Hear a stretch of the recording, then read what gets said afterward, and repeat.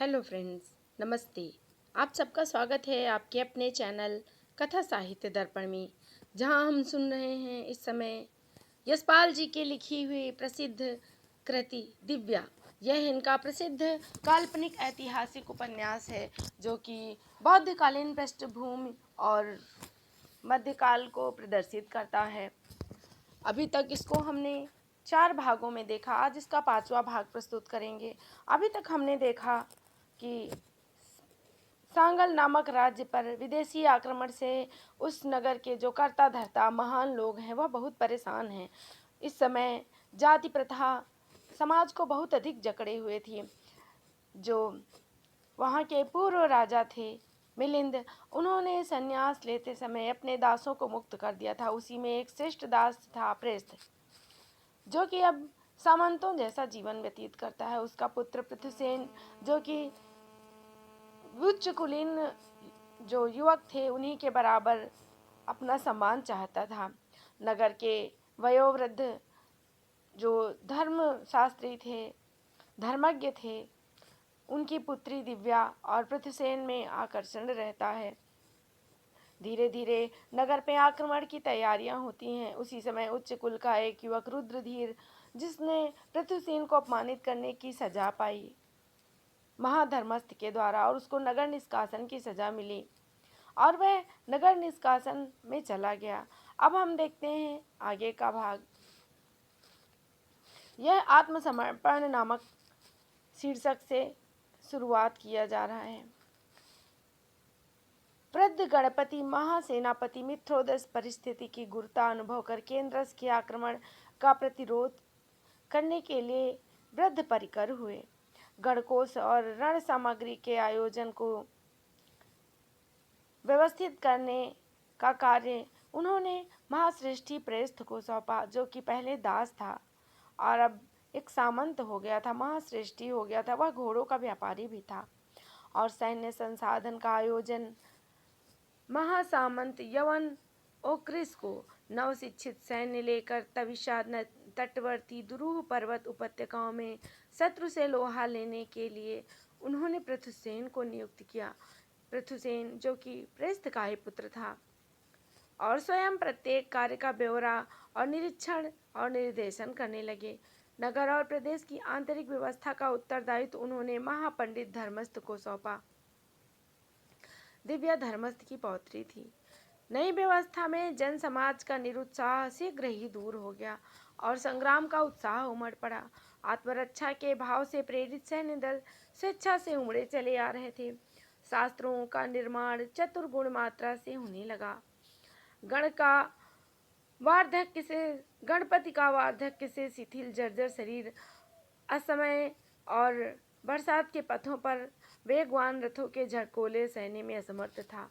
वे प्रातः और मध्याह्न संध्या किसी भी समय शिविकारूढ़ होकर निरीक्षण कार्य करते हुए नगर और उत्पान में किसी भी भाग में दिखाई दे जाते।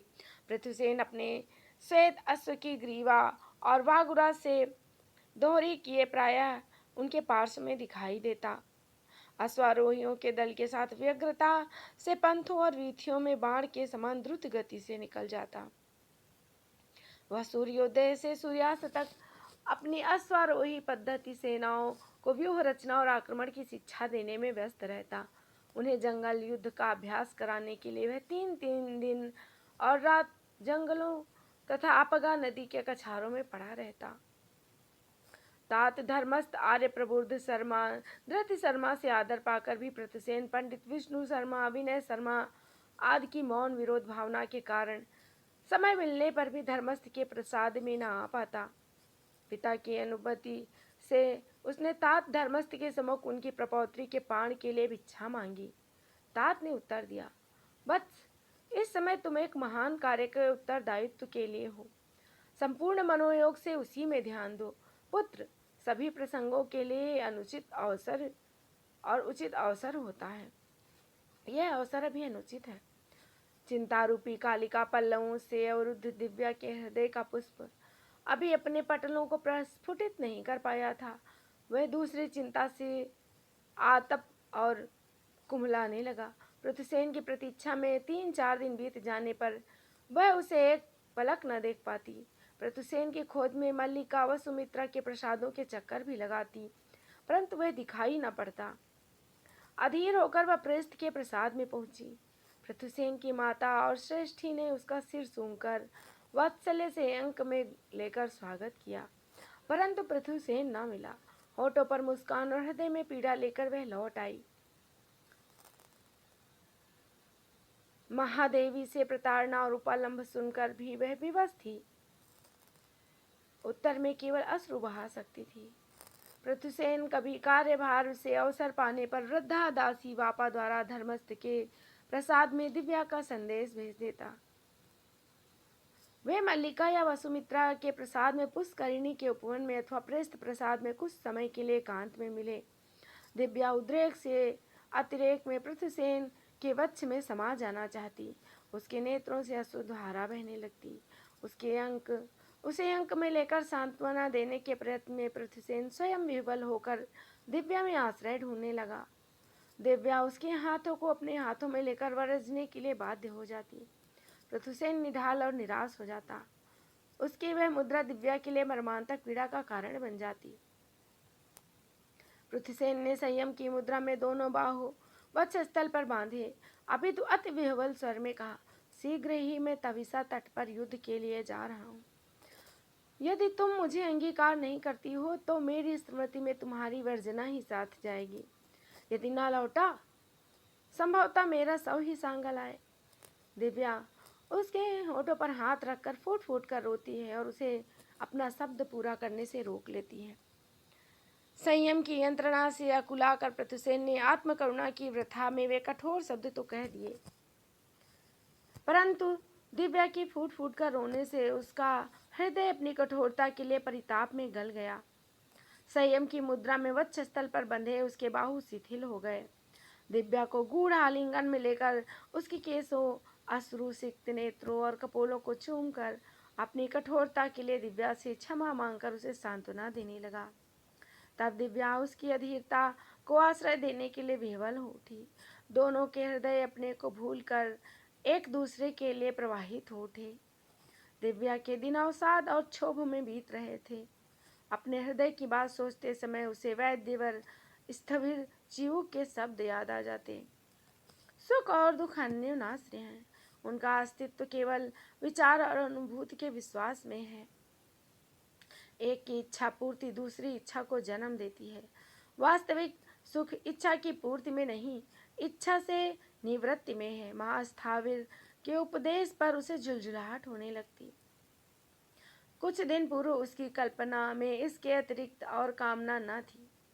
प्रतुसेन के कौशल और व्यस्तता का प्रसंग सुनकर वह उत्साहित होती, परंतु उसे समीप पाने के लिए दिव्या के प्राण और भी व्याकुल होते। दिव्या अपनी धाता छाया की माँ को अम्मा पुकारती थी। सहसों में दिव्या की क्रीड़ा सखी और समवयस्क होने के अतिरिक्त छाया का यह ममता का अधिकार अपरिमित था। दिव्या से प्रयोजन निष्प्रयोजन निरंतर भर्त्सना सुनकर भी छाया के लिए उसमें कठोरता की संभावना न थी। दिव्या के क्षुब्ध होने पर छाया उपेक्षित और निरादृत होकर भी दिव्या के पार्श्व में बनी रहती। दिव्या के लिए छाया के अतिरिक्त कोई दूसरा सहारा न था। इस समवयस्का आत्मीय दासी से वह उसी प्रकार निसंकोच थी जैसे कोई अपने नित्य व्यवहार से के वस्त्रों से होता है। छाया का प्रेमी धर्मस्थ के प्रसाद का दास नायक बाहुल दासता से स्वतंत्र लाभ करे लिए स्वेच्छा से सैनिक सेवा भाव के लिए चला गया था। दिव्या की विरक्ति और शैथिल्य में छाया अपने लिए दुख का आभास पाती। दोनों के दुख की अनुभूति में अंतर उतना ही था जितना उनके दुख सहने और दुख प्रकट करने की क्षमता में था। छाया दिव्या के पर्यंक अथवा विष्टर के समीप उसके पांव अथवा शरीर के किसी अंग पर हाथ धरे बैठी रहती और प्रासंगिक अप्रासंगिक वार्तालाप से उसकी चिंता भंग करने का उपाय करती। दिव्या के विवाह के लिए महादेवी निरंतर चिंता में रहती। कितने ही योग्य वरों और प्रसंग से तात से बात करती, तात के सम्मुख पृथुसेन की दिव्या के पाणी के लिए प्रार्थना और तात के उत्तर पर पंडित विष्णु शर्मा तथा प्रायः उदासीन भृगु शर्मा के कक्षों में प्रकट किए गए क्षोभ का समाचार भी दिव्या को छाया से ही मिलता रहता।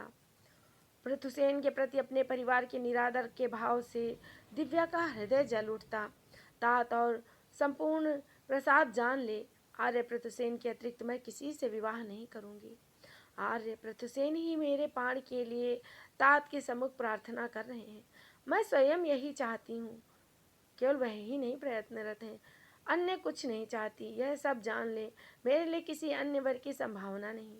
यह जानने पर ही तात आर्य की प्रार्थना पर उचित ध्यान देंगे। विवाह भी विलंब से नहीं, आर्य के युद्ध के आ जाने से पूर्व ही करना चाहती हूँ। छाया के सम्मुख उसने सब कुछ निसंकोच कह डाला और सोचती रही। छाया से अम्मा सुनेंगी और फिर सब सुनेंगी। हाँ, सब सुन ले, यही तो वह चाहती थी। पितृव्य प्रबुद्ध की पत्नी आर्य तारा ने दिव्या को स्नेह से अंक में लेकर उपदेश दिया। वत्से, अधीरता उचित नहीं। तात तुम्हारे प्रति स्नेह के कारण तुम्हारी इच्छा का तिरस्कार नहीं कर सकते, परंतु इस संक्रमण काल में तुम्हारे विवाह की शीघ्रता का प्रभाव जन पर अनुकूल न होगा। इससे आर्य पृथुसेन के प्रति तात का न्याय निष्पक्षपात का अपवाद ग्रहण कर लेगा। केंद्रस के सांगल की ओर बढ़ते आने के समाचारों से उठी आशंका और आतंक की लहरें नगर के प्रसादों के अंतःपुर तक पहुंचने लगी। पत्नी और दिव्या को आश्वासन देने के लिए आर्य प्रबुद्ध शर्मा ने कहा, आशंका का कारण नहीं, सामंत ओक्रिस और पृथुसेन द्वारा सुनियोजित हमारी सेना नक्षत्र विक्रम द्वारा निश्चित शुभ लग्न में एकादशी के चंद्रमा का दर्शन कर समर यात्रा करेगी। बलात्कार कर भेजे गए विवश सैनिकों में और आत्मरक्षा के लिए तत्पर सैनिकों में महान अंतर होता है। दिव्या ने सुना, चौथे दिवस मध्य रात्रि के पश्चात पृथुसेन सेना लेकर समर प्रस्थान करेगा। उसके हृदय में सूल धस गया। उसने देखा न था, परंतु उस विषय में सुन यथेष्ट रखा था। शास्त्र पुरुषों का अनेक मारक शस्त्र लेकर परस्पर प्रहार करना, रक्त की नदियां, सहस्त्रों हताहतों की भीषण चित्कार, उनका भूमि पर बिछ जाना, ऐसे कार्य से भय की अधिक संभावना रहती है। पृथुसेन अपने वेगवान अस्त्रों पर उसी नरमेद में धंसता जा रहा है। महादेवी के अनुशासन से अनमनस्कता और अपने शैथल्य को दूर रखने के लिए दिव्या को अपने हाथों से अनेक गृह कार्यों में योग देना होता। हाथ निर्दिष्ट कार्य में यंत्र की भांति लगे रहते, पर उसकी कल्पना में युद्ध के दृश्य छाए रहते। उस विभीषिका में दुस्साहस से सरपट दौड़ते, ग्रीवा फैलाए चंचल श्वेत अश्व पर उसकी उठी हुई भुजा में खड्ग थामे पृथुसेन संकट की ओर वेग से झपटता दिखाई पड़ता। दुष्कल्पनाओं से दिव्या का शरीर सिंहर उठता। छाया की प्रणयी दास नायक बहुत स्वेच्छा से सैन्य सेवा ग्रहण कर स्वतंत्र नागरिक बन पृथुसेन की पदवी की द्वारा सेना में चला गया। छाया विरह से दुखी थी। दिव्या उसे समीप बैठाकर बाहुल के संबंध में वार्तालाप कर सांत्वना देने में स्वयं भी सांत्वना पाती। दिव्या ने भी एक स्वर्ण अंगूठी तांत्रिक को भेंट कर महाशक्ति रक्षक कवच पृथुसेन के लिए प्राप्त किया, जैसे छाया ने प्राप्त किया अपने प्रेमी के लिए। जैसे भी बन पड़ा, दिव्या 3 दिन मल्लिका व सुमित्रा के प्रसाद, पुष्करणी के उपवनों और श्रेष्ठी के प्रसाद पृथुसेन की खोज में गई। पृथुसेन का कहीं भी पता न पाकर निराश होकर लौटी। आर्य धृति शर्मा से उसने कहा कि बलाधिकृत पृथुसेन अत्यंत व्यस्त हैं। दिन और रात्रि उनके अश्व की पीठ पर ही बीत रहे हैं। एक अश्व के थक जाने पर दूसरा अश्व लेते हैं, पर वह स्वयं नहीं थकते। दिव्या अधीर होकर सोचने लगी, क्या व्यस्तता में मेरे लिए कुछ क्षण नहीं निकाल सकते? यदि उन्हें ध्यान होता तो क्या वापस ही ना कहला भेजते? मैं हूँ भी इसी योग्य। उनके अत्यंत शांत शरीर या चिंता से क्लांत मन को मैंने कब कौन सा आश्रय और सांत्वना दी? उनकी आकुलता को मैंने सदा अपनी कठोरता से कुंठित किया। उस संघर्ष में यदि वे मुझे भुला देना चाहते हैं तो मैं इसी योग्य हूँ। उसकी आंखों में आंसू छलक आए। आंसू बहाने का अधिकार भी न था उसको।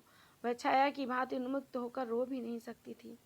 अश्रुपूर्ण कंठ में श्वास अवरोध अनुभव निश्चय कर वह निश्चल हो जाती। उसकी कल्पना में प्रतिक्षण वही क्रम दिखाई पड़ता। श्रांत क्लांत विह्वल प्रतुसेन उसके आलिंगन में विश्रांति और संतोष चाह रहा था। उसकी वर्जना क्षुब्ध प्रतुसेन का दुस्साहस से युद्ध की विभीषिका में झपट्टे से चले जाना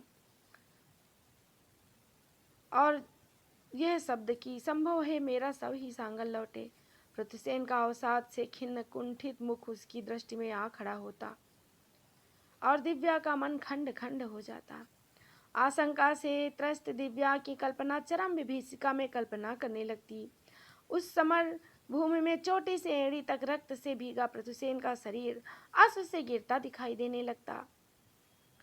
इसी तरह वह भिन्न भिन्न प्रकार के ख्यालों में डूबी रहती। मन की उग्र इच्छाएं और व्याकुलताएं मनुष्य में वे संस्कार हैं जो मृत्यु को पीड़ा में बना देते हैं। प्रतुसेन की विह्वल इच्छा और व्याकुलता अत्यंत उग्र सजीवता में उसकी कल्पना में जाग उठती। वह बहुत परेशान रहती। उन्होंने बहुत कुछ सोचा। आर्य, अब मेरा शरीर आर्य का है, दिव्या ने ऐसा सोचा। मेरा मन आर्य का है, यह भी सोचा। मेरी आत्मा भी आर्य की है, मैं उन्हें व्याकुल क्यों देखूं? आर्य जो चाहेंगे उनका है सर्वस्तु, परंतु समर यात्रा से पूर्व उन्हें पाऊं कहाँ? केवल आज की संध्या ही तो शेष है। तांत्रिक वैकुंठ से प्राप्त महाशक्ति कवच निरंतर उसके हाथ में था। वह कवच अपने हाथ से प्रतुसेन की भुजा में बांधे बिना वह उसे समर में किस प्रकार जाने दे सकती थी? उसके शरीर के प्रकट शैथिल्य के भीतर उसका प्रत्येक स्नायु अत्यंत तनी हुए वीणा के तारों की भांति चिंता की उंगली से निरंतर थरथरा रहा था। महाश्रेष्ठी प्रेस्थ ने समर में पुत्र के मंगल और मद्र की सेना विजय की कामना के उद्देश्य से प्रजापति के देवस्थान पर महायज्ञ का आयोजन किया। पुण्य धातु चैत्य में उन्होंने 300 श्रमणों द्वारा परित्राण दिवा सेना के लिए तथागत के बिंब के सम्मुख सूत्र पाठ कराकर एक शास्त्र भिक्षुओं का भिक्षा से सत्कार किया। यमन देवी जीएस के मंदिर में अश्रुबलि का समारोह किया। छाया को सेवा में लेकर दिव्या 3 स्थानों पर गई, परंतु प्रतुसेन कहीं नहीं दिखाई दिया। उसने सुना आर्य निरंतर शिविर में व्यस्त हैं। वह निराश लौट आई, परंतु निराशा से शांत हो जाना संभव न था। उसने धाता से अनुनय कर उसे पुनः प्रेस्त प्रसाद में और दास गृह में प्रतुसेन की खोज के लिए शिविर में भेजा। दिव्या के मन की अवस्था अत्यंत विक्षिप्त थी। एक और उसे प्रतीक्षा का प्रत्येक क्षण युग के समान जान पड़ रहा था, दूसरी ओर वह बहुत ही अनमनस्क थी और पश्चिम की ओर उतरते सूर्य की गति से समय अत्यंत तीव्र गति से हाथ से निकला जा रहा था। समाचार लेकर न धाता प्रेस्त के प्रसाद से लौट पाई, न दास गृह सैन्य शिविर से लौटा। सूर्य की किरणें केवल वृक्षों के सिरों तक शेष रह गई। विलीन होती किरणें दिव्या की आशा को अपने साथ समेटे लिए जा रही थी। किरणें वृक्षों के शिखर पर भी लोप हो गईं। दिव्या सुदूर उत्तर में परंतु सांगल के प्रसादों के कंधे पर सिर उठाए जान पड़ती। पर्वत श्रेणी के शिखर पर सूर्य की अश्ववृष्ट किरणों की ओर दृष्टि लगाए निराशा से लड़ रही थी। धाता ने लौटकर निराशा से आर्य के पाने में असफलता का समाचार दिया। दिव्या क्षण पर्यंक पीठिका पर बैठती, क्षण कक्ष में और क्षण बाहर उद्यान में ठहरती। उसे कहीं चैन न था। पल पल वह तृषा अनुभव कर छाया से जल मंगाती, जल पात्र समीप रख घूंट भरना भूल जाती। सहसा दासी माला ने कक्ष में आकर समाचार दिया, प्रेस्त प्रसाद की दासी वापा यज्ञ का प्रसाद लेकर महादेवी के कक्ष में उपस्थित हुई हैं। दिव्या लेटी थी। सहसा उसने प्रश्न किया, क्या, कब? इसी क्षण भद्रे। दासी से उत्तर पाकर अपनी अशोभन व्यग्रता को छिपाने के लिए दिव्या ने पुनः लेट कर पूछा। दासी के चले जाने पर लेटे रहते न बन पड़ा। वह उठकर कक्ष में टहलने लगी। उत्सुकता दमन करना असंभव हो जाने पर उसने पुकारा, छाया, देख दासी क्या वापस लौट गई? उसी समय वृद्धा दासी ने दिव्या के कक्ष में प्रवेश किया। आयुष्मती कुमारी के लिए कल्याण कामना कर उसने देवता से आयुष्मती के दुख संताप अपने हीन वृद्ध शरीर पर लेने की प्रार्थना की। समीप बैठकर यज्ञ के बृहद अनुष्ठान के वृत्तांत सुनाने लगी। दिव्या ने छाया को आदेश दिया, छाया, भंडार गृह से वृद्ध वापा के लिए उपायन लाओ। छाया के चले जाने पर वापा ने रहस्य के स्वर में संदेश दिया। सूर्यास्त के 2 घड़ी पश्चात मल्लिका के प्रसाद में दिव्या के नेत्र ज्योतिर्मय हो गए। रत्न जड़ित अंगूठी उतारकर उसने वापा के हाथ में रख दी। उत्साह से उठ दिव्या उपेक्षित मलिन वस्त्र परिवर्तन कर प्रसाधन में लग गई। भावावेश के कारण निरंतर अधिक स्वेद आने से प्रसाधन कठिन हो रहा था। सहायता के लिए प्रस्तुत थी। छाया के प्रश्नों पर उत्तर को वह न दे पाती। उत्साह, उल्लास, आकंठ उमंग आने के कारण शब्दों के लिए स्थान न था। वह आत्मसमर्पण की विजय यात्रा के लिए प्रस्तुत हो रही थी। प्रसाधन उस यात्रा का अनुष्ठान था। प्रथुसेन मद्र की रक्षार्थ विजय देवी के सम्मुख प्रस्तुत करने के लिए आत्मसमर्पण का अर्घ्य लेकर समर यात्रा के लिए प्रस्तुत था। उससे संकट और भय से उसकी अर्धांगिनी बनने के लिए अपने अस्तित्व को उसे सौंपकर उसके हृदय में समा जाने कर साहस और सांत्वना देने के लिए दिव्या आत्मसमर्पण की विजय यात्रा के लिए प्रस्तुत हुई।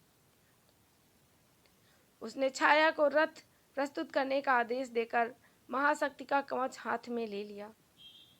बलाधिकृत प्रथुसेन के नेतृत्व में मद्र की पदाति और अश्वारोही सेना को तविसा की ओर गए 1 मास बीत गया। अब दूसरे ही समाचार आने लगे। केंद्रस की गति रुक गई। उसे दस्युदल दार्व की ओर हटना पड़ा। इन समाचार से संपूर्ण सागल नगरी में उत्साह जगा और सांत्वना हुई। उससे अधिक खुशी दिव्या को। वह आशा करने लगी लगभग 1 और मास में आर्य विजयी होकर लौट आएंगे। वह कल्पना में प्रथुसेन और अपने विवाह उत्सव के दृश्य देखने लगी। विजय के गर्व, प्रथुसेन की कल्याण कामना और शीघ्र ही मिलन की आशा में उसका समय बीतने लगा। अनमनस्कता शैथिल्य समाप्त होकर उसमें तृप्त की गंभीरता आ गई। महादेवी संतोष अनुभव करने लगी। प्रथुसेन के नगर से चले जाने के कारण कुमारी की चिंता की उद्विग्नता दूर हो गई। दूसरा मास बीत जाने पर तीसरा आरंभ हो गया। केंद्रस की सेना परास्त होकर पीछे हटती जा रही थी।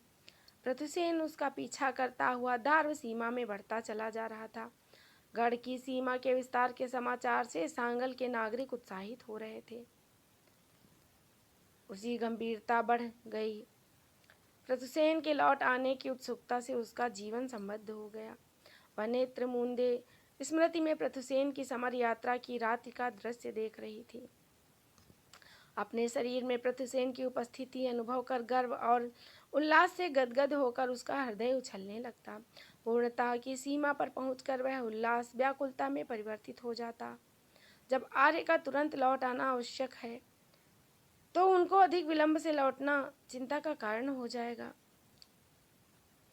चौथे मास के अंत में समाचार आया, प्रथुसेन ने दार्व का आधा प्रदेश विजय कर लिया।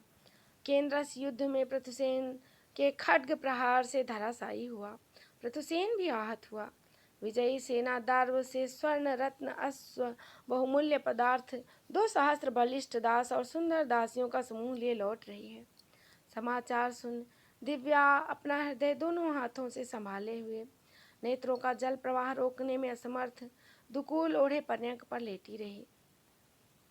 किसी दूसरे के न जानने और अनुभव न करने पर भी अपने शरीर में आते परिवर्तन से संकोच अनुभव कर अस्वस्थ का बहाना कर प्रायः कक्ष से बाहर न निकलती।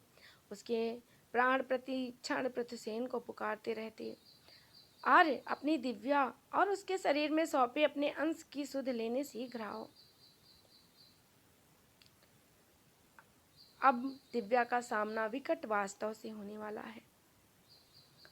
सूर्योदय से पूर्व ही जन प्रवाह सांगल के सभी पथों वीथियों से बह नगर के उत्तर द्वार पर जनसागर का रूप धारण कर रहा था। अनेक नागरिकों ने संपूर्ण रात्रि का अधिकांश नगर द्वार पर ही बिता दिया।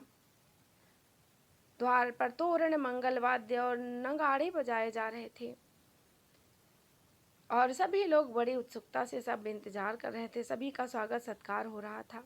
सेना के अग्रदूतों ने समाचार दिया, मद्र की विजयी सेना घायल सेनापति पृथुसेन को सने सने सागल की ओर बढ़ा रही है। इसी तरह सभी समाचार नगर में पहुंच रहे थे।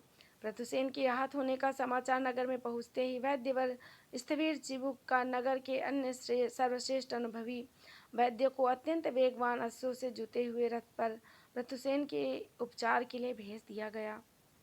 सूर्य के प्रकाश की चकाचौंध से नेत्रों को बचाने के लिए हाथों को ओट किए उत्तर मार्ग पर सुदूर दृष्टि लगाए जनसमूह के मार्ग पर धूलि का एक मेघ सा दिखाई दिया। पृथुसेन पीड़ा और जड़ से श्रांत मंद गति से चली सेना से घिरी सिविका में सटकों पर दार्व के पराजित प्रदेश से प्राप्त स्वर्ण मणिमाणिक्य रत्न बहुमूल्य पदार्थ का संचय कर और सहस्त्रों दास दासियों के साथ नगर द्वार पर पहुंचा। उल्लिख सौभाग्यवती कुल नारियों ने अर्घ के जल से घृत के 100 दीपों से विजयी सेना की आरती उतारी। वृद्ध सेनापति गणपति मित्रोदस की पौत्री कुमारी सीरो ने पृथुसेन की विजय अभिषेक कर यवन प्रथा के अनुसार उसे हरित किसलय का मुकुट पहनाया। वृद्ध गणपति युवक सेनापति का सिर अनेक क्षण अपनी श्वेत दाढ़ी से लिए मौन बने रहे। महावृद्ध पंडित धर्मस्थ देव शर्मा दासों का आश्रय लेकर अपनी शिविका से उतरे। घायल सेनापति के सिर पर हाथ रख उन्मुक्त आशीर्वाद दिया। निर्भय सांगल नगरी विजय के उन्माद से उन्मत्त हो रही थी। राज पुरुषदारों से प्राप्त बहुमूल्य पदार्थ दास दासियां सार्वजनिक बिक्री कर गणकोष से धन को संचय कर रहे थे। महाश्रेष्ठी प्रेस्थी ने कृपा के लिए विराट यज्ञ द्वारा देवताओं की तुष्ट किया। आचार्य प्रवर्धन ने उस महायज्ञ में अश्वायु का पद स्वीकार किया। 1 सहस्त्र याज्ञिकों ने स्वास्थ्य वाचन द्वारा मंत्रोक्त साधन किया। पुण्य धातु चैत्य में श्रेष्ठी ने तथागत बिंब के सम्मुख 1 सहस्त्र भिक्षुओं द्वारा सूत्र पाठ कराकर उनका भी सत्कार किया और यवन देवी जीएस के मंदिर में उन्होंने बलि भी दी। महाश्रेष्ठी प्रेस्त का प्रसाद आनंद कलरों से मुखरित हो उठा। अंतपुर में केवल पृथुसेन के कक्ष में स्तब्धता थी। विसंगाचार्य वैद्य विप्रवर स्थविर चिबुक पृथुसेन की चिकित्सा कर रहे थे। शल्य क्रिया निपुण चिबुक ने पृथुसेन के घावों को कौशे के तारों से सी कर उन पर औषधीय लेप लगा दिया। मुख से भी संजीवन औषध देकर वैद्य ने आहत को पूर्ण विश्राम का आदेश दे दिया। मित्रोदस की पौत्री सीरो प्रायः प्रतिक्षण विजयी सेनापति की परिचर्या में रहती। दिव्या ने छाया दूसरी दासियों धृत शर्मा और प्रसाद के बालकों के मुख से पृथुसेन के नगर प्रवेश के समारोह का सविस्तार वृत्तांत सुना। वह स्वयं अस्वस्थ और अपनी अवस्था के प्रति संकोच का अनुभव कर नगर द्वार पर न जा सकी। अपनी उस परिस्थिति में वह तड़प तड़प कर रह गई। पृथुसेन के सम्मान से उसे गर्व हो रहा था। उसके घायल और रोगी होने के समाचार से उसका हृदय विकल था। यदि आर्य के समर प्रस्थान से पूर्व ही उसका विवाह हो गया होता तो वह किसी भी अवस्था में शिविका रूढ़ होकर नगर द्वार पर पहुंच जाती। घावों से छत आर्य का सिर अपनी गोद में रखकर उन्हें प्रसाद में ले आती। सेवा के लिए सीरो का पृथुसेन की रोग सैया के समीप रहना दिव्या को कट विद्रूप मात्र जान पड़ता। पृथुसेन के स्वस्थ होने पर उनका विवाह विधि और समर्थन पा सकेगा। दिव्या प्रेस्त के प्रसाद से वृद्ध दासी वापा के समाचार लेकर आने की प्रतीक्षा करते करते व्यग्र हो उठी। जब प्रतीक्षा असह्य हो गई तो सूर्यास्त के पश्चात शरीर को वस्त्रों में ढककर शिविका में बैठकर छाया को साथ ले वह प्रेस्त के प्रसाद पहुंची। धड़कते हृदय को दोनों हाथों में संभाले आहट बचाकर दासी द्वारा दिखाए मार्ग से पृथुसेन के कक्ष द्वार की ओर बढ़ी। दासी ने आदर से द्वार का पट हटाया। दिव्या ने देखा सैया पर लेटे पृथुसेन का शरीर अत्यंत क्रस होकर पीला पड़ा था। उसका सिर और कंधे चीरों में लिपटे थे। रोगी की सैया के समीप अत्यंत गौर वर्णा पीठ पर फैले पिंगल केसों पर यवन प्रथा की मुक्तावली का किरीट बांधे सीरो एक दासी की सहायता से आधार पर रखे पात्र में रोगी के लिए औषधि का पेय बना रही थी। दिव्या को देखकर सीरो ने गृह स्वामिनी के अधिकार से रोगी की सैया के उपाधान की ओर रखा आसन ग्रहण करने का संकेत किया। उसके कान के समीप मुख पर कठिनता से सुने जा सकने वाले स्वर में सीरो ने वैद्यराज स्थविर चिविक का आदेश सुनाया। किसी भी अवस्था में आर्य की निद्रा भंग न की जाए। अभ्यागत वार्तालाप द्वारा रोगी को क्लांत न करे। अपने आसन से दिव्या को पृथुसेन के चीरों से बंधे मस्तक पर कंधे के अतिरिक्त शरीर का कोई भाग न दिखाई दिया। पृथुसेन निद्रागत था। उसके सम्मुख और समीप पाकर भी उससे बात न कर पाने और स्पर्श न कर पाने की बाधा और अपने तथा उसके बीच दूसरे व्यक्ति के व्यवधान से दिव्या धीर हो उठी। पृथुसेन को अपने अंक में पा लेने के लिए उसके अंग पुष्पित हो रहे थे। 6 माह का अंतर दूर होकर भी वियोग की रात्रि में पृथुसेन का स्पर्श दिव्या की अनुभूति में सजीव हो उठा। सीरो की उपस्थिति और उसका निषेध पृथुसेन को बलात् उसके अंग से छीने था। दिव्या की विवस्था और उसके क्षोभ में सीरो शिष्टाचार के प्रदर्शन के लिए उसके समीप आकर तात धर्मस्थ और उनके परिवार का कुशल क्षेम पूछने लगी। उसने रोगी की कठिन परिस्थिति और अपने गुरुभार का विस्तृत वर्णन किया। कैसे दिन रात रोगी की परिचर्या में उसे तत्पर रहना पड़ता है।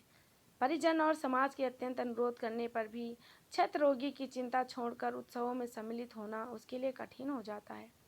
सीरो का व्यवहार दिव्या को अपनी स्थिति और दुर्भाग्य के प्रति लांछन और उपहास के रूप में असह्य दंभ और अहंकार जान पड़ा। उत्तर में वह कुछ न कह सकी, केवल पलक झपकाकर मौन रह गई।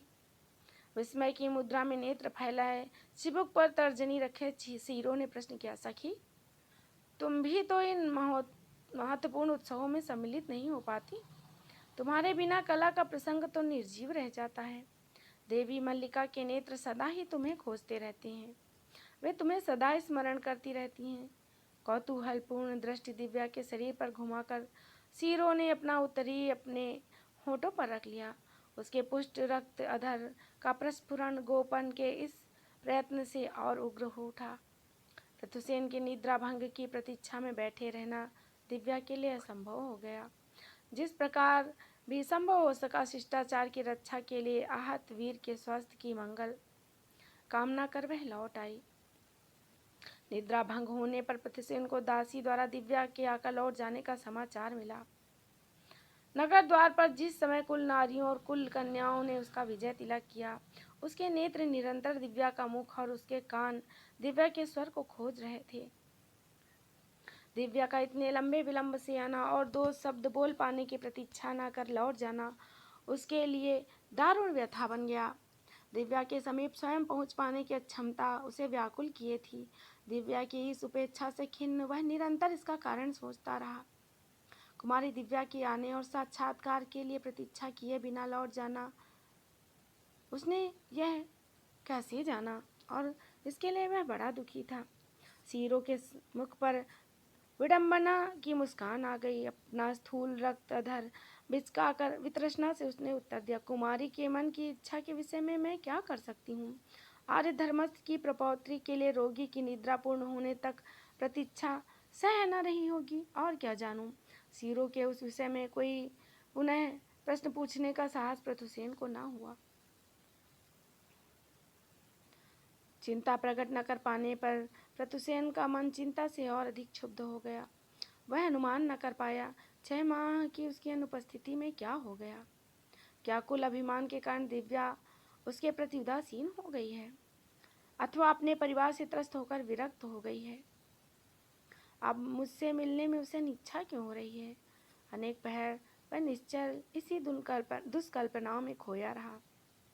स्थविर चिबुक की चमत्कारिक औषधि और कांधारी फलों के रस से शरीर में शीघ्र ही रक्त वृद्धि हो पृथुसेन प्राण शक्ति सामर्थ्य का अनुभव करने लगा।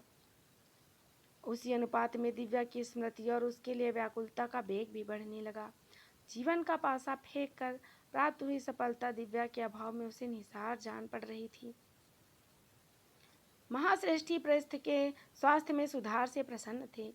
पुत्र के चिंतित और शिथिल रहने के समाचार से उसकी अनमनस्कता दूर करने के लिए प्रथुसेन के ही कक्ष में उन्होंने नृत्य, संगीत और विनोद के दूसरे प्रबंध किए जाने का आदेश दिया।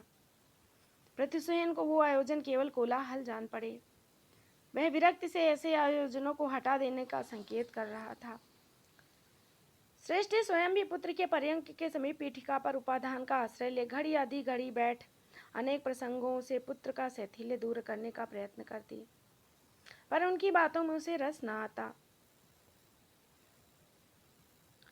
वीणा हाथ में ले स्निग्ध श्याम वर्ण नवीन दासी के कंधे का आश्रय ले महाश्रेष्ठी कक्ष में आए।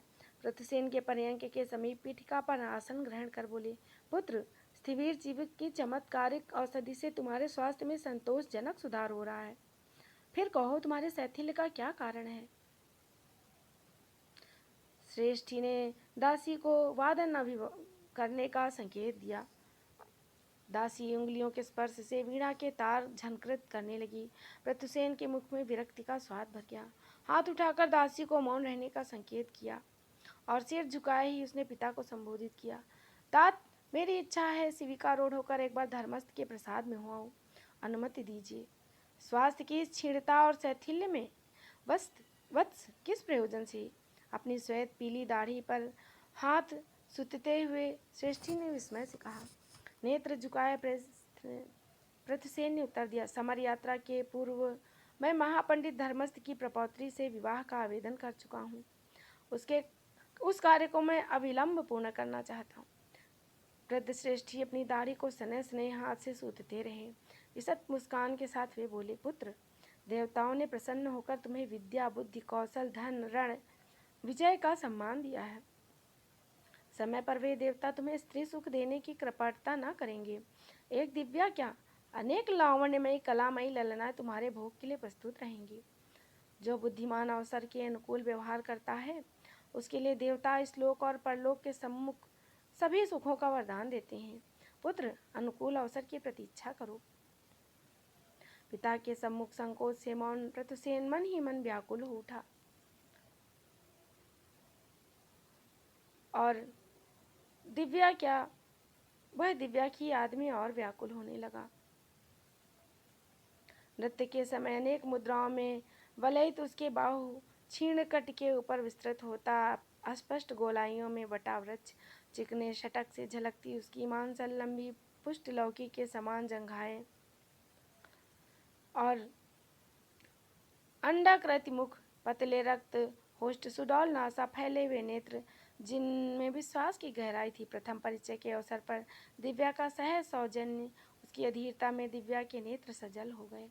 हृदय पर सिर रखकर उसका आश्वासन देना, उसके अंगों का स्फूर्तिदायक स्पर्श, समर यात्रा की रात्रि में उसका अनुराग में आत्मसमर्पण, यह सब प्रथुसेन को व्याकुल कर रहा था। प्रथुसेन का रक्त स्राव से निर्बल शरीर कंटकित हो जाता। उसकी भावना दिव्या को पाने के लिए अदम्य वेग से उमड़ उठती और फिर असमर्थ और असफलता की बाधा पाकर तट से टकराकर वापस आ जाती और वह शिथिल हो जाता। सीरो उसके प्रति अनुराग प्रकट करती, परंतु प्रथुसेन उपेक्षा कर देता। अब सीरो के प्रति अपनी उपेक्षा से संकुचित होने लगता। फिर सोचता, नहीं, दिव्या को वह पाएगा ही। दृष्टि छत की ओर लगाए दिव्या से एकांत मिलन के क्षणों में अपनी अधीरता और बाकी सारी बातें वह याद करता और व्याकुल हो जाता। प्रथुसेन ने पिता के मुख से गणपति की पौत्री सीरो की प्रशंसा सुनकर, उनका अभिप्राय जानकर विवशता के स्वर में कहा, तात, धर्मस्थ की प्रपौत्री से प्रतिज्ञाबद्ध होने और उनके प्रति अत्यंत अनुराग के कारण मेरे लिए किसी दूसरी कन्या से विवाह का प्रसंग असंभव है। श्रेष्ठी का हाथ अभ्यास के अनुसार अपनी दाढ़ी पर सने सने घूम गया और भ्रुकुटी की रेखा गहरी हो गई, परंतु मुख की मुस्कुराहट दिखाई दी। श्रेष्ठी का यह मुस्कान दृढ़ निश्चय का संकेत थी। ताड़पत्र का विशाल व्यंजन डुलाकर बात करते दास को धीरे से श्रेष्ठी ने आदेश दिया, अपने स्थान पर दासवाक को सेवा में भेजो। दासवाक बहरा और गूंगा था। उसका कार्य विशेष गुप्त मंत्रणा के समय सेवा में उपस्थित रहना था। इस आयोजन में पृथुसेन समझ गया कि पिता गंभीरता से वार्तालाप करेंगे और वह भी अपने निश्चय पर दृढ़ था। श्रेष्ठी मुख और नेत्रों में मुस्कान लिए बोले, वत्स, यौवन के आरंभ में नारी के प्रति आवेग प्रबल होता है। पुत्र, आवेग एक वस्तु है, जीवन दूसरी। जीवन जल का पात्र है, आवेग में उसमें एक बुदबुदा मात्र है। जीवन की सफलता के लिए किसी समय आवेग का दमन आवश्यक हो जाता है। जैसे रोगी को पथ्य में अरुचि होने पर भी उसकी उपयोगिता के विचार से उसको ग्रहण करना आवश्यक हो जाता है। कामना की तृप्ति के लिए तुम अपने सामर्थ्य के अनुकूल अनेक कमनीय स्त्रियों से अनुराग कर सकते हो। विवाह में जीवन के सामर्थ्य और सफलता का साधन है। सामर्थ्य से ही मनुष्य भोग और कामना का अधिकारी होता है। श्रेष्ठी ने पुत्र को के उत्तर देने का अवसर भी न दिया, परंतु उसके सिर झुकाए मौन को देखकर वे बोले, पुत्र, स्त्री जीवन की पूर्ति नहीं है, जीवन की पूर्ति का उपकरण है। सामर्थ्यवान सफल मनुष्य अनेक स्त्री प्राप्त कर सकता है, परंतु सफलता के अवसर पर जीवन में अनेक नहीं आते। पुत्र, संसार में बल ही प्रधान है, धन बल और जन बल। तुमने मद्रगण के गणपति की कृपा की उपेक्षा कर वृद्ध देव शर्मा की कृपा पर निर्भर रहना चाहते हो। तुम नीतिवान हो, विचारवान हो। यवन गणपति की पौत्री से विवाह कर तुम अनायास ही बिना किसी विरोध के महाकुलीन सामंत बन जाओगे। द्विज वर्ग की सत्ता, इतर जन की हीनता और यह सब तुम्हारे अधिकार में आ जाएगा। यह सब वह पृथुसेन को समझा रहा था और पृथुसेन कोई उत्तर नहीं दे पा रहा था। तो आज हम यहीं तक सुनेंगे, इसके आगे का भाग हम पुनः प्रस्तुत करेंगे। तो तब आपसे हम आज्ञा लेते हैं। धन्यवाद। पुनः भेंट करेंगे एक नए इसी के आगे नए तथ्य के साथ। तब तक के लिए जय हिंद, जय हिंदी।